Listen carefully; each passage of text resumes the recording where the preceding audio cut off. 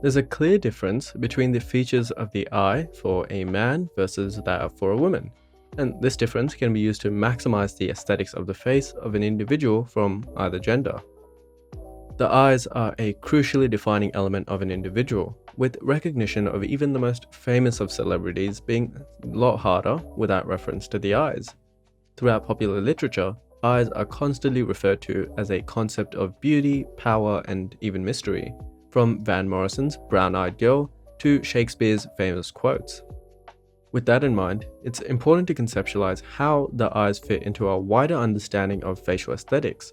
Today we're going to look a bit deeper into understanding some of the mystery behind the eye, specifically the shape and size between male and females, and the role of eye features on aspects of facial attractiveness. Throughout the video, I'm going to refer to ocular features to describe features that relate to the eye. As you may guess, ocular means of the eye. Now, sexual dimorphism is the phenomenon in which males and females from the same species have systematic differences in the size and shape of certain features of their body beyond the sexual organs. Some examples of sexual dimorphism in humans include facial hair, height, skull shape, jaw, and so on. The roots of sexual dimorphism come from Darwinism, who was a pioneer in recognizing marked differences between the same species. Most importantly for today, extensive scientific and sociobiological research has indeed shown that sexual dimorphism extends into the ocular morphology of humans. That is, that men and women have marked differences in the shape and size of their eyes.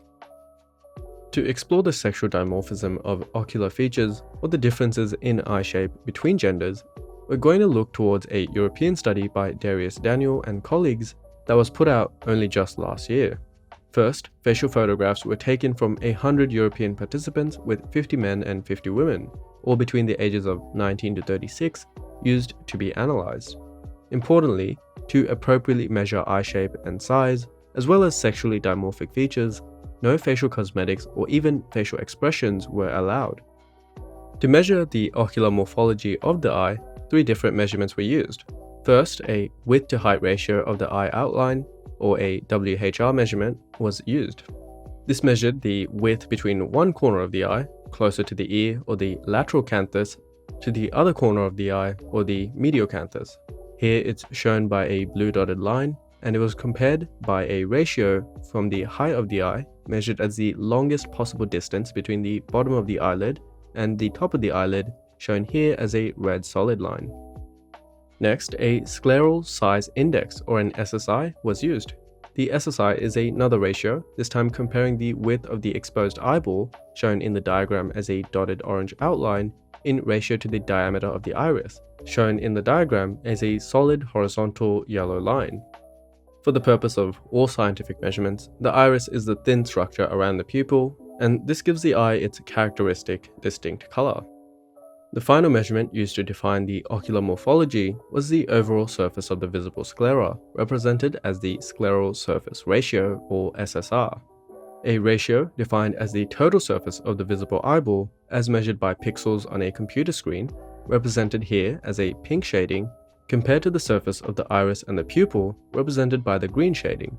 The pink dots within the green shading here represent that there is an overlap, such that whenever the iris and pupil surface area are being measured, so is the overall surface area of the eyeball. On top of all of these measurements, a luminance measurement, or effectively a brightness contrast measurement, was used to test the difference in brightness between the whites of the eyes, known as, again, the sclera, and the iris. This measurement was referred to as a relative iris luminance, or RIL. An example of a high contrast between sclera and iris can be seen here. Now, before we get into the nitty-gritty of what this actually means for you, leave a like on this video to support the channel and subscribe if you haven't already. We do read comments and we appreciate all of your support so far in helping us grow the channel. With all of these measurements in mind, the data was collated and then compared to check whether there was a statistically significant difference in the shape and size of the eye for men and women. Looking at the descriptive statistics, we can see that all the data was normally distributed, shown here by a non-significant p-value from a Shapiro-Wilk test. This means that the p-value is greater than 0.05 and it's insignificant, and so the data isn't telling us anything meaningful.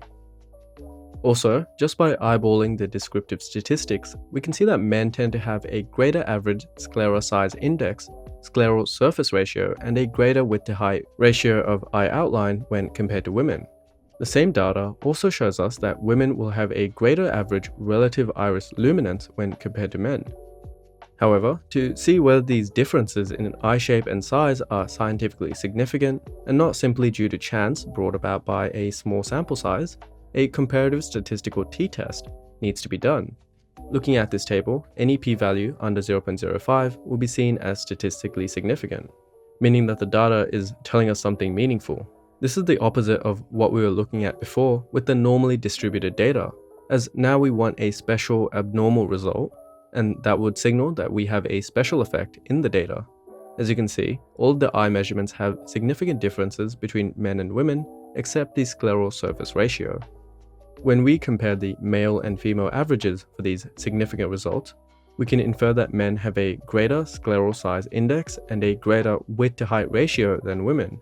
On the other hand, women have a greater relative iris luminance than men, meaning that their eyes are typically wider with more contrast. And if I had to guess why, it'd probably be because men have higher melanin content, even if they're very pale skinned, than women, and it's just a dimorphic trait.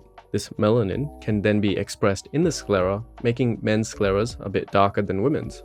The final thing to look at with this analysis of ocular sex differences is the effect size, whereby a number closer to 1 indicates a stronger effect. As can be seen by this part of the table, the width to height ratio of the outline shows the strongest effect, meaning that the most prolific difference for men compared to women is likely this. All of this information and content can be re-understood through another interpretation of the data, whereby the green slope refers to women's measurements and the red slope refers to men. Slopes further to the right indicate a larger measurement. Now, this paper and our video have shown that there is sexual dimorphism in the shape and size of eyes for the two sexes. Further analysis by the paper attempted to see if these differences between men and women have been due to generations of sexual selection for dimorphic eyes. In other words, over time, have our eyes adapted to be distinct for our gender, because that was seen as more attractive to potential partners. The paper did this by attempting to correlate the scleral characteristics found for men and women to widely acknowledged markers of facial beauty. In other words, ways of measuring facial beauty that are accepted all throughout the field of facial aesthetics.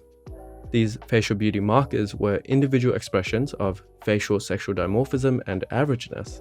As expressed by the author of the paper, neither averageness nor facial sexual dimorphism was correlated with the examined characteristics of eye morphology. In other words, sexual dimorphism for eye shape and size are not due to a sexual preference for dimorphic eyes, but are perhaps due to non-adaptive processes which have developed over time. As is very important to us at Cube Studio, it is significant not to attain a Eurocentric bias by only focusing on a Caucasian sample. If we look towards the discussion of the paper, references can be made to earlier studies by Hajnis and colleagues who developed their own eye measurement scale to quantify ocular morphology. This eye measurement scale, known as the Eye Fisher Index, measures the height and width of the eye in a measurement scale, very comparable to the width to height ratio that was used all throughout the previous paper. Most importantly, Hajnis studied differences between genders in a range of populations, including African Americans and Chinese. Results show that for all three demographics, men have significantly wider eye fissures compared to women, which is a statistic that was just supported by the previous paper. While this result does show some elements of generalizing eye shape from the Daniel study, it was noted that in Hajnis' study, the effect was greatest for Caucasians. I believe that this field of cross-cultural sexual dimorphism for eye shape would be further improved by even more studies like Hajnis' one, really attempting to scientifically quantify gender differences in eye shape for all of the different cultures.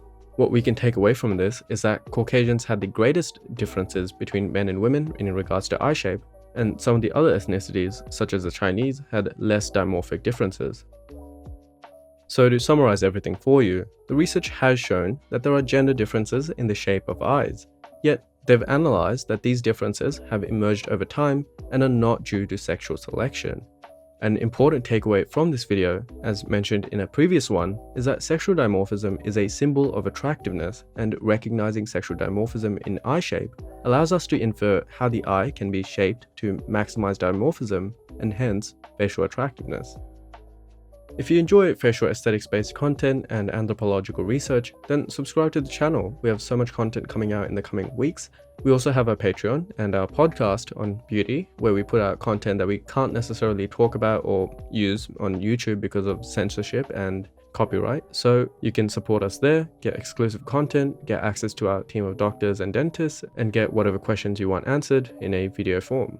Also, if you want to get your face assessed with perhaps 7,000 words of technical feedback, then you can order a Coos facial aesthetics report over at the Coos website, where we'll give you tailor-made advice, again written by a team of doctors and dentists, on how you can improve your looks.